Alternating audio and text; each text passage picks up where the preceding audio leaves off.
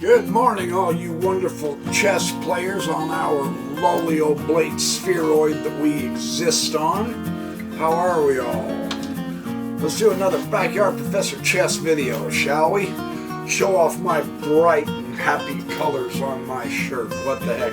I got this at the thrift store for $3, so yeah, baby, think economically. I've got to do that because I blew all my hard-earned money on Jeremy Silman's magnificent chess materials and Artur Yusupov's chess course.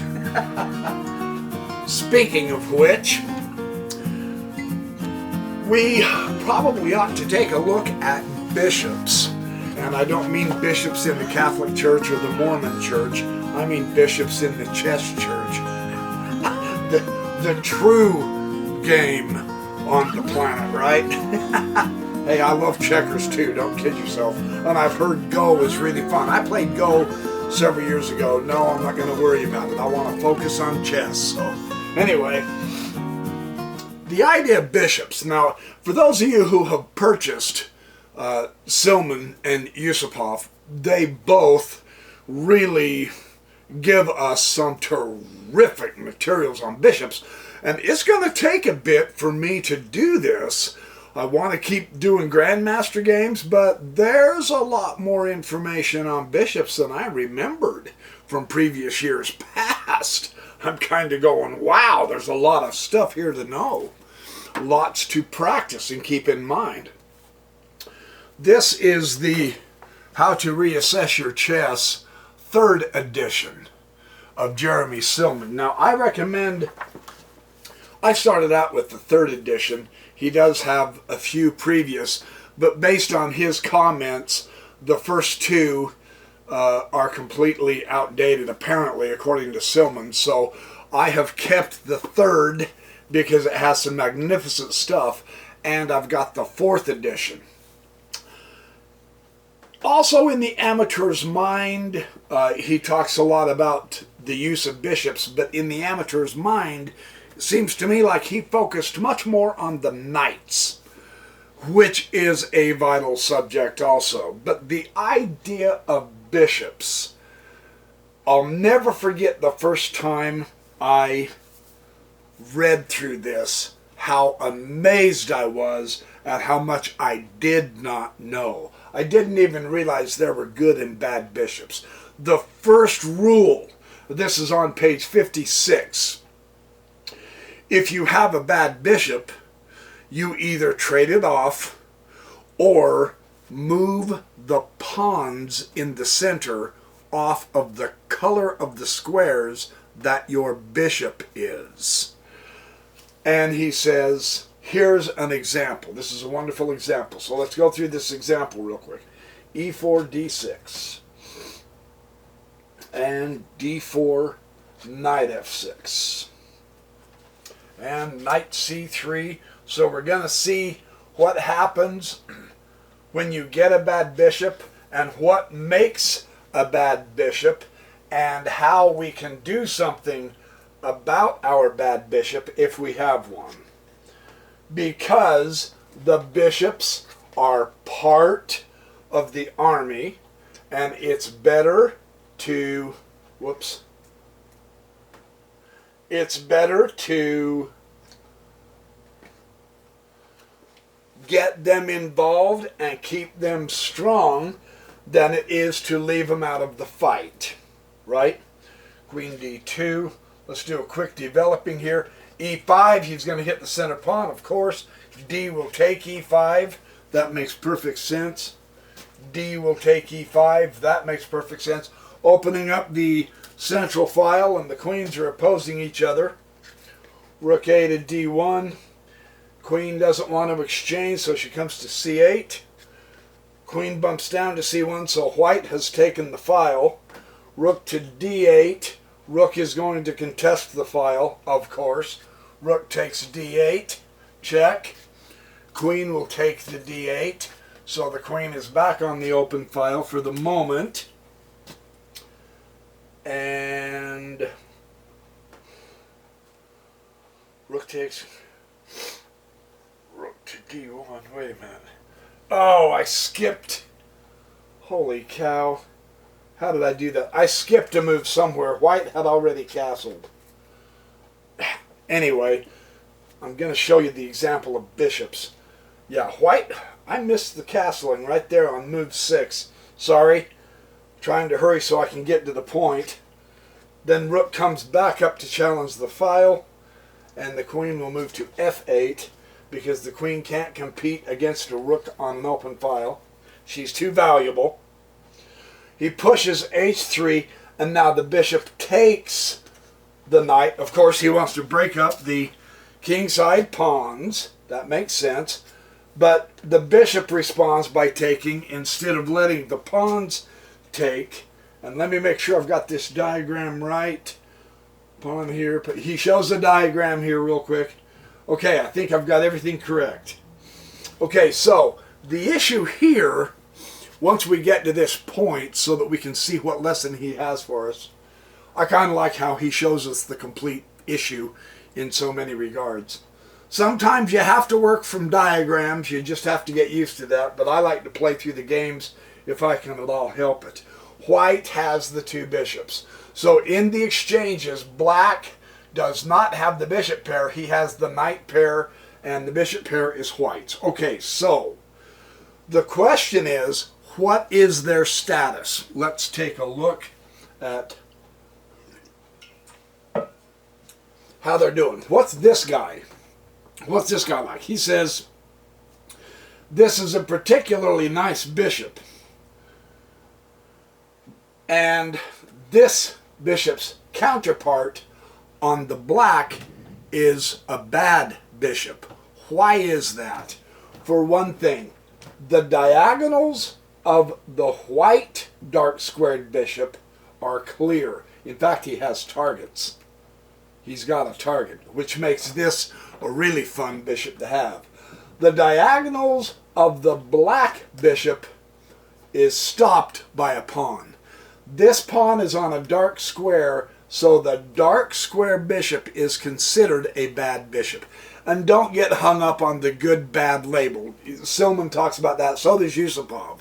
The question is, are they active or inactive? That's a better term.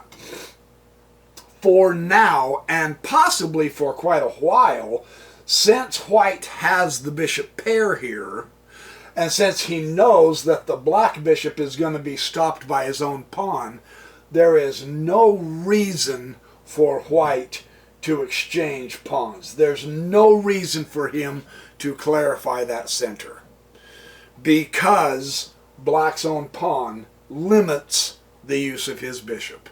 So white is happy to play the game around that feature. And if black has any information, if he knows about bishops, black is going to try like crazy to get that pawn to either move or exchange it, or get rid of his own pawn by either moving it or getting it traded off, so that he can use his bishop. That makes really good sense, and I think this is what he... So, here's what black does to correct the problem of this pawn center. Here's what he does. He decides that he wants to trade his, quote, bad bishop for white's good bishop. And on the opposite side, the white squared bishop of white is the bad bishop for white, because his own pawn stops him from having targets. And boy, there's some beautiful targets on that diagonal, but he can't get to them. So it's just the opposite in this particular instance. So the way black corrects this problem so that his bishop can be a more effective piece is he pushes h5. This move makes sense. Here's why.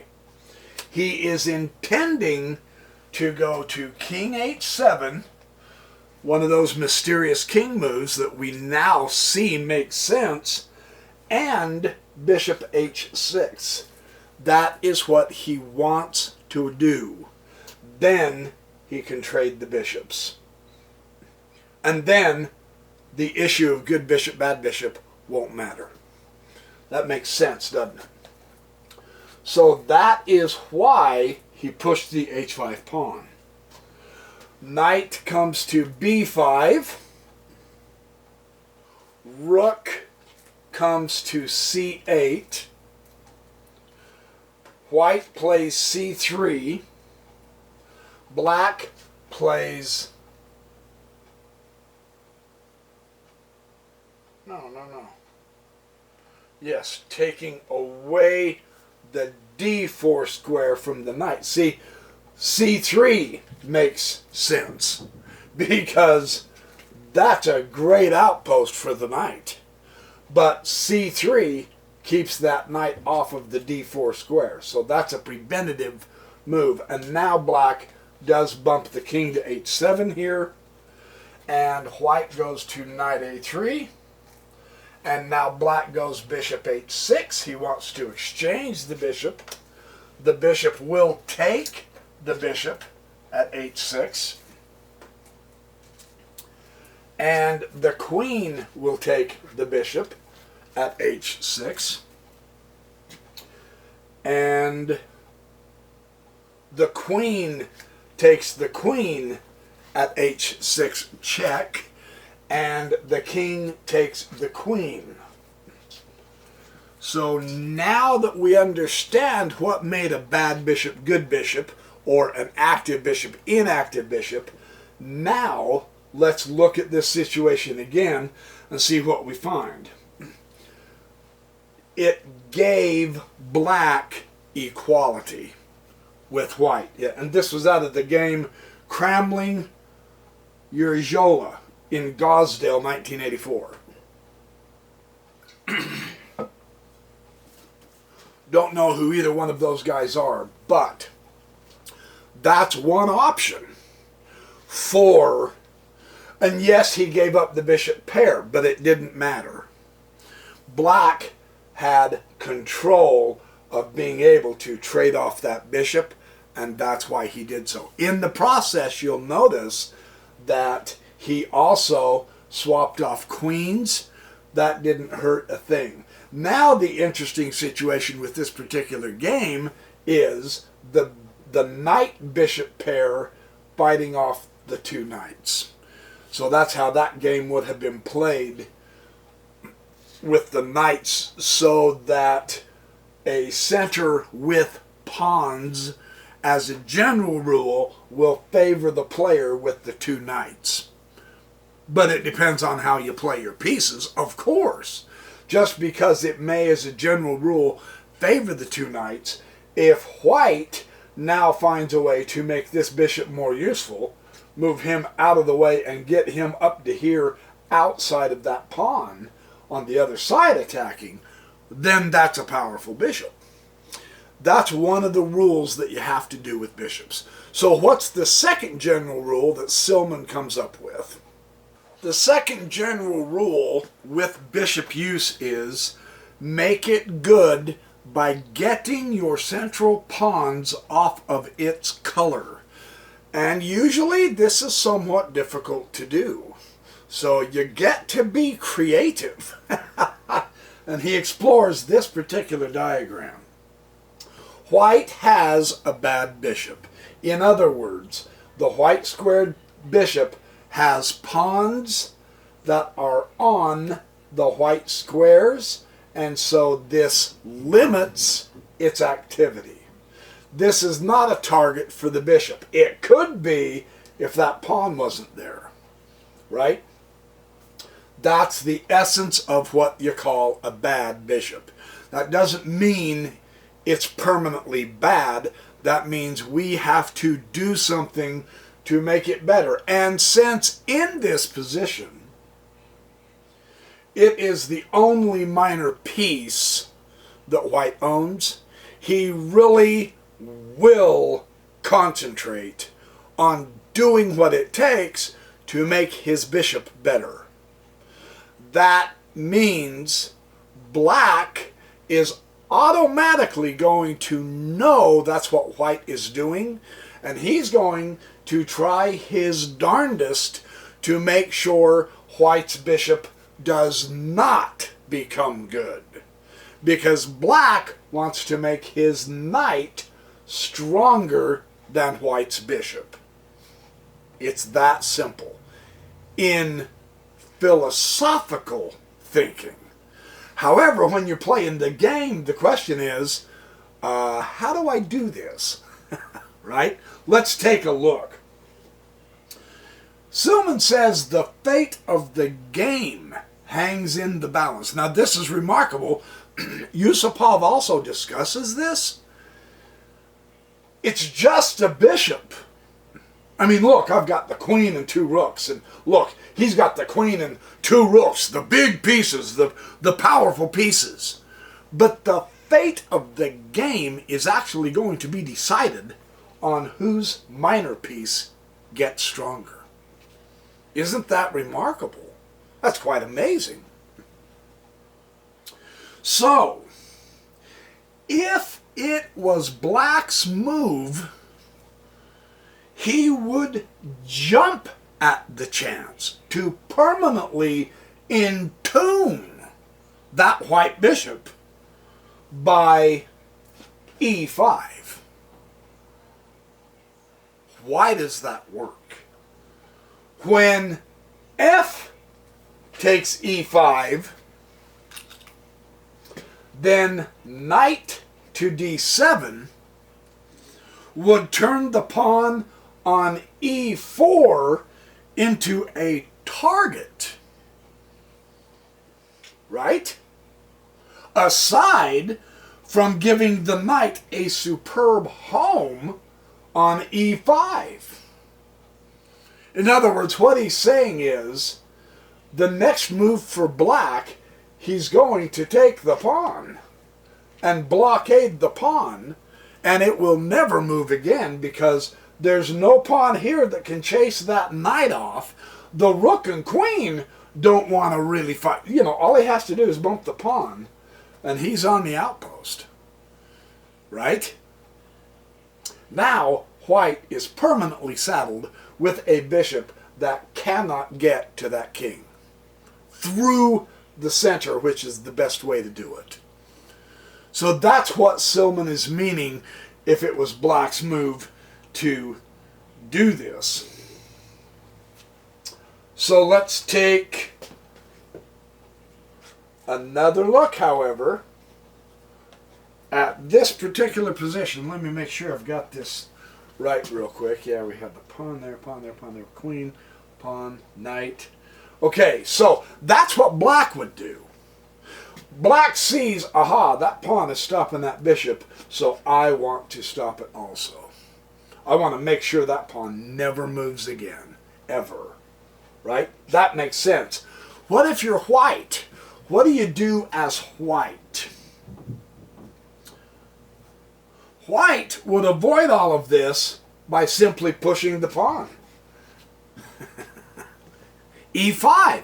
But you have to be aware of the idea that my bishop isn't doing so well. Instead of worrying about the rooks and only the queen, if you think of your whole position and your whole army, that pawn move is splendid. One, you hit the knight, who is a guardian of the king side. Two, you open up the bishop. Look at the change in power from just one little pawn move. That makes the fate of the game hangs in the balance on how each side treats the minor piece, not the major pieces, the minor piece. If black can do that, he's going to have a much easier time winning against white.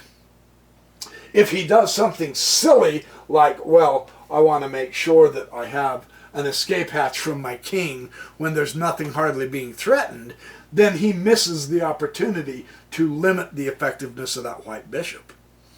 And if white's on the ball, he will do that right now, immediately, and then he's got a much stronger game. You can just literally see that change, that bishop, can't you? That is remarkable how that works. So being aware of that idea is a very valuable thing. I remember when I first ran across this, I remember saying to myself, I had no idea about that with bishops. It just stunned me like crazy. It was awesome. And the other thing this move does for white, if it is his move, he says this gets the e4 pawn off of the white square, so the bishop can increase his activity. But aside from the usefulness of this diagonal, he says the bishop can also plant itself on e4, and now look at the dynamic of that bishop. He has this wonderful diagonal, but he's also got this one now. Really much, much stronger there than there. You can just literally, because here there's nothing there. It's just his own pawn, and his pawn doesn't need any attention. His pawn's perfectly fine. But here, he's flexing his muscles, isn't he? You can just see the incredible difference that one pawn and one bishop move can make in the game. So no kidding. The minor pieces are that critical. They're that important. Let's keep looking at some things. So here is yet another very interesting chess position that we want to explore. Silman says, obviously in this position, black is in serious, terrible trouble. Why would he say that? What is it about this position that gives Silman's analysis a negative assessment of the black position? Here's how he analyzes it. This is so beautifully done. His weak pawn on c7 is obviously a target. White has actually set up what is called the Alekhine gun. 2 rooks and a queen hitting the pawn here. That's brutal. So this is a serious target that black's going to want to watch out. There is some hope, though, because white's bishop is quite bad. The white squared bishop and the pawns are locked in their position, so the bishop can't really do a lot. That means technically, yes, white has his power pieces in a fabulous alignment against the backward pawn, but he's going to miss a piece in the battle unless he gets the bishop on the outside of his pawn chain. That's another option we have if we can somehow creatively find a way to do that. Yes, black is going to threaten knight to b7 and then to c5. And then white's strategy is done, because that knight outpost is rock solid, including the queen backup. So the importance of the minor pieces really shows through. Yes, the major pieces are also important, but we can't afford to ignore the minor pieces either. Just 2 moves and black can turn his position entirely around, and it's 2 moves with his minor piece. Yeah? That's pretty dramatic illustration, isn't it? So, what can white do? If his bishop could somehow join in the attack, Black's game would certainly crack. Can the bishop do this? Let's take a look.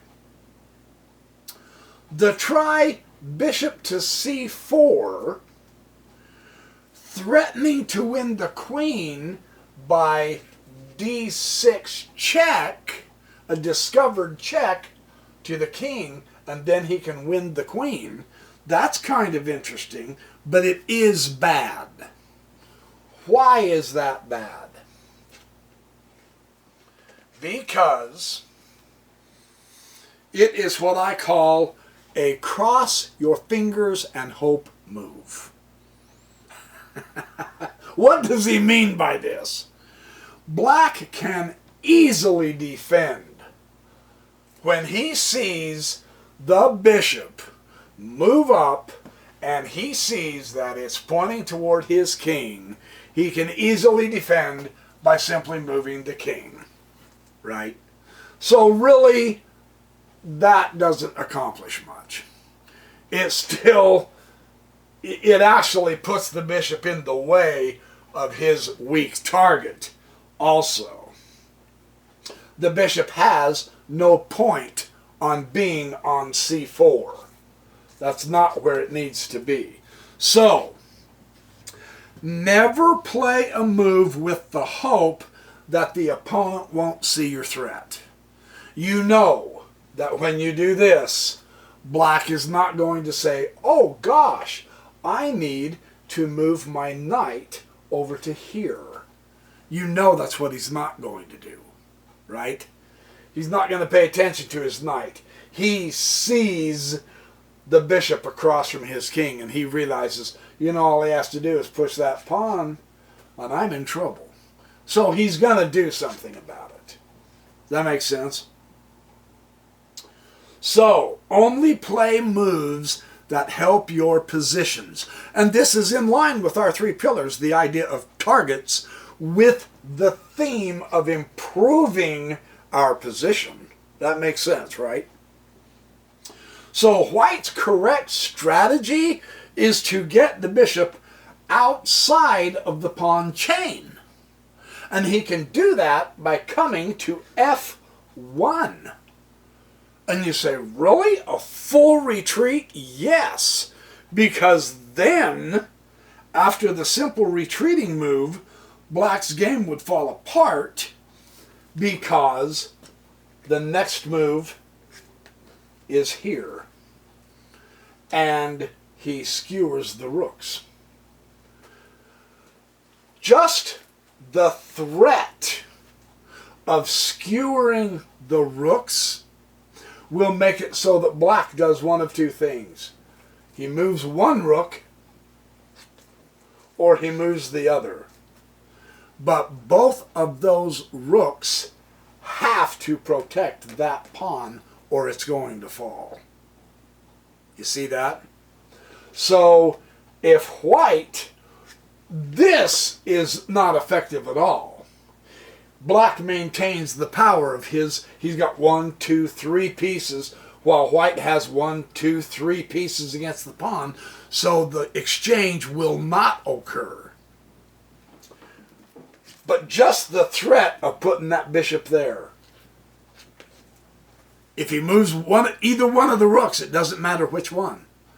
Then White can take the pawn and attack. And it completely wipes out Black's position. So look for ways to be creative with your minor pieces, with the bishops. You can't go forward here, but you certainly can do a backward slash angle and get in there. Just that move alone would tell Black, oh crud. And Silman didn't use this diagram, excuse me, to illustrate his next point, but I think I will. The second rule concerning bishops, this will be a good illustration, is bishops are usually strongest in open positions. Excuse me. Meaning situations where there are not a lot of pawns in the center or even on the board as far as that goes. This clearly hampers white's bishop. But in a position, if you know you're going to end... excuse me. If you know you're going to end up with the bishop versus the knight, if you have a chance, rather than locking the pawns like that, play the pawns so that they exchange and open up the board. For instance, look at the difference here. The white bishop is pretty limited as opposed to a board that is missing those center pawns. Now look at the difference. It's gigantic, isn't it? Really, seriously. The bishop is vastly more powerful than the knight can ever get to be if the board is open like this. That's very cool to see that, isn't it? Whereas with this, all black has to do is get his knight out there with just 2 short hops, and the knight is stronger than the bishop. The knight has targets here that's going to undermine. On the other hand, it could open it up for the bishop too, but the point is, a knight, boy, if the knight could get to here even, that's a fantastic outpost for the knight. If the knight was there, clearly the knight would be the better minor piece than the bishop in this situation. But let's take the central pawns away again, and you can automatically see the power of the bishop whoosh grow, because he cuts all the way across to the king. He's got a fabulous target at the king side. And if he comes to here, he's got a shot all the way across this side, keeping these guys in control as well. Whereas the poor knight only has just this area. The bishop has the entire length of the board. So in an open position, if you know you're going to have the bishop or bishops, then you don't want, if you have a situation, let's say we have a situation like this, just for the illustration's sake. If you know he's got the knight and you have the bishop, let's say the bishop's down here for the moment. You know you've got the bishop and he's got the knight. You want to take pawns. Let's say this was here too.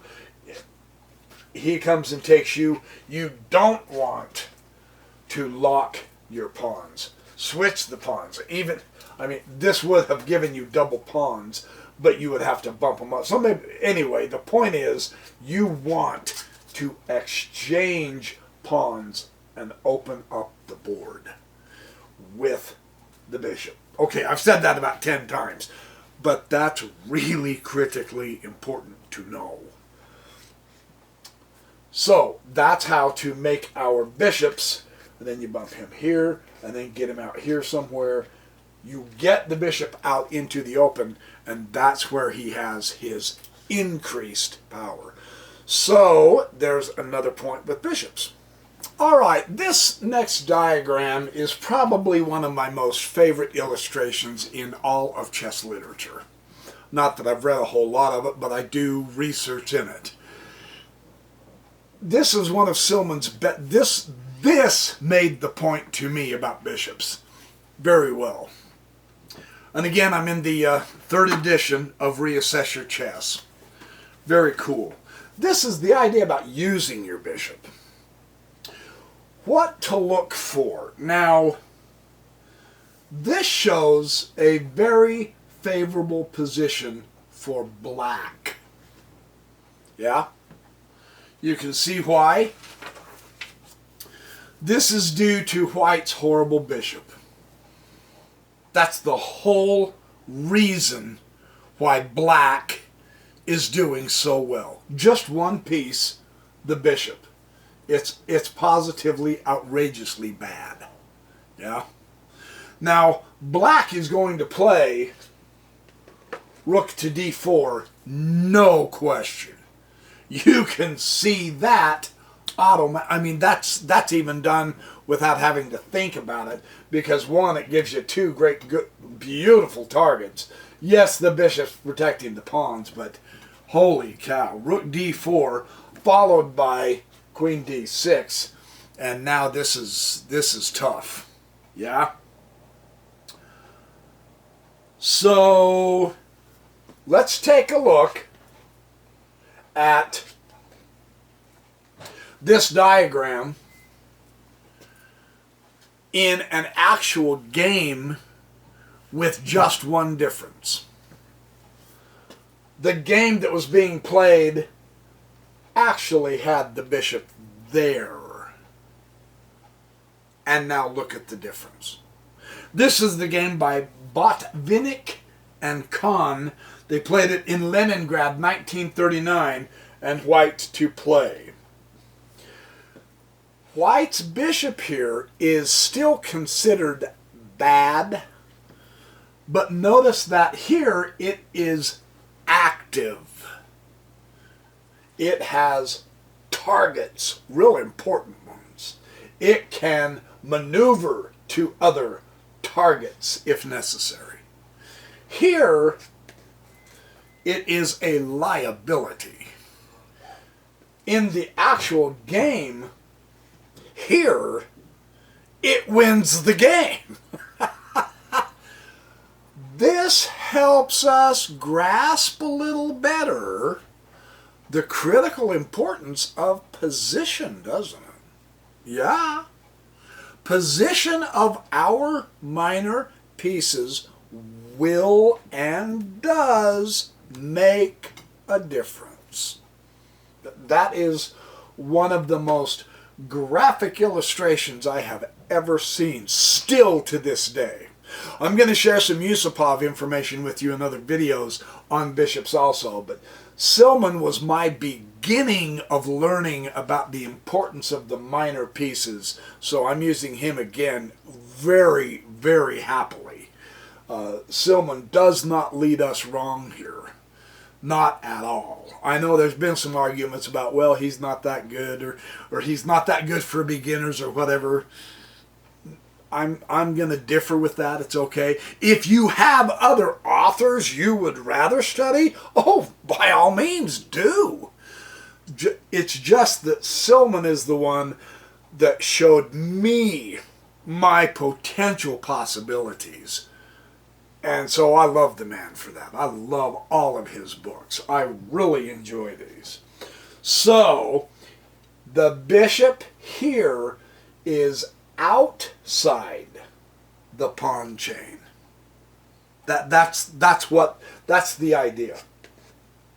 Here, you're going to have to really work and struggle hard to get that bishop outside the pawn chain.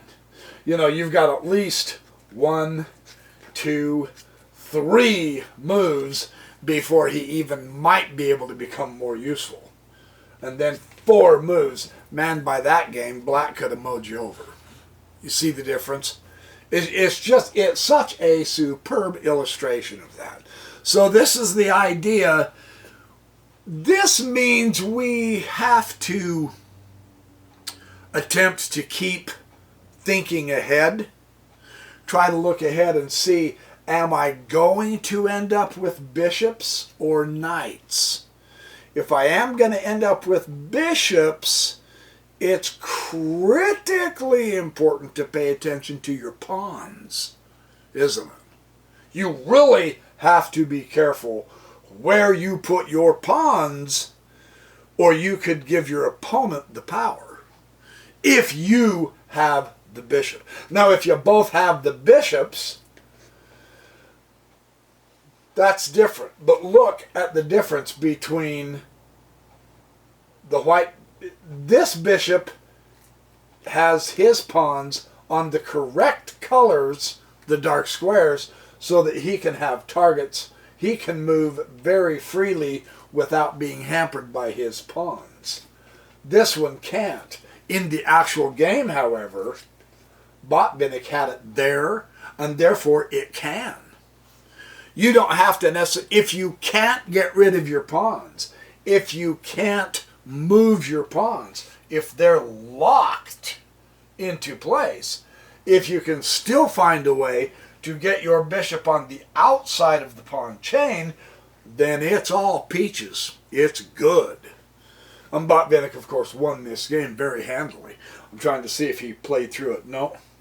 He was just showing you the diagram, which is incredibly, incredibly cool. I believe that was, yeah, that was just, he was just showing the illustration, which I thought was one of the most powerful illustrations I've ever seen. Just one little difference in the position means the game. Here White would lose. There's no question. And it's just a minor piece. It's just a bishop. That doesn't make sense. It makes all kinds of sense when you see the full potential of the bishop. Here, White won. That's the difference, truly. So, like I've said before, there is so much in chess that we have to keep juggling in our minds and keep track of. If you can see a situation where you will end up with the bishops, or a bishop, and if your opponent, say, is going to end up with a knight, and you realize that ahead of time, then you are going to want to right now begin preparing to make the bishop better through proper use of pawns and open files and diagonals and position. If you can create the situation where you make your opponent have to deal with a knight while you get the bishop. In other words, if you have cleared out the center of the pawns and you have the bishop, yeah, that is good planning, because the pure power of a bishop in the open game shows up very fast as opposed to a knight. I mean, seriously, White just, I mean, let's say he wasn't even threatening the queen. Let's say he was there. White just shows way more power here, doesn't it? You say, oh yeah. I mean, holy cow. That's just a much better situation. If you can make it that way, then your minor piece wins the game. That's how critical it is. So anyway, I've said that enough. Sorry to keep repeating, but it's a great lesson. So anyway, there's your chess video on some ideas on bishops. I'm going to, I have some more. Now this is out of the third edition. His fourth edition has some wonderful illustrative games on bishops that I want to do. And then Artur Yusupov has some extremely fascinating diagrams of games. Situations where they've gotten themselves into, where they discuss, where they see how did the bishops work best in this situation and what the player actually did. It's just spectacular. So more chess videos on bishops coming up. In the meantime, be good, have fun, do well, study hard, learn, open up your mind, drink more water, get lots of sleep, stay healthy, exercise a little bit, and stick around.